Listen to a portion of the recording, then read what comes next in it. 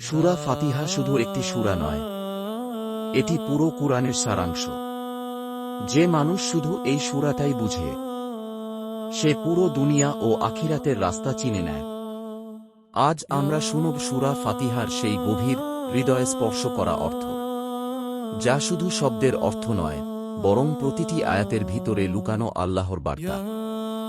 হে আল্লাহ, আমরা শুধু তোমারই ইবাদত করি আর তোমারই সাহায্য চাই। এটি শুধু নামাজ নয়, এটি মানে আমাদের হৃদয় তোমারই দাস, আমাদের ভয়, আশা, ভালোবাসা সব তোমারই নিয়ন্ত্রণে।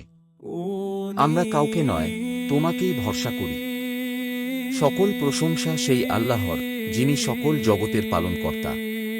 তিনি শুধু সৃষ্টি করেননি, তুমি ঘুমালে তোমার নিঃশ্বাসও তিনি চালিয়ে রাখেন। তোমার দুঃখ, কষ্টের মধ্যেও তিনি তোমার জন্য কোনো অদৃশ্য নিয়ামত তৈরি করছেন। তিনি দয়ালু, তিনি ক্ষমাশীল। তোমার ভুলে তিনি রাগান্বিত হয়ে দূরে সরে যান না, বরং তোমার ফিরে আসার অপেক্ষায় থাকেন। তিনি বিচার দিবসের একমাত্র মালিক।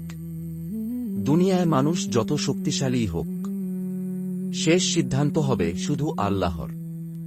এই আয়াত আমাদের মনে করিয়ে দেয়, তুমি আমার কাছে ফিরে আসবে, আর তোমার জীবনের প্রতি পাতাই আমার সামনে খোলা থাকবে। হে আল্লাহ, আমরা শুধু তোমারই ইবাদত করি আর তোমারই সাহায্য চাই। এটি শুধু নামাজ নয়, এটি মানে আমাদের হৃদয় তোমারই দাস, আমাদের ভয়, আশা, ভালোবাসা সব তোমারই নিয়ন্ত্রণে।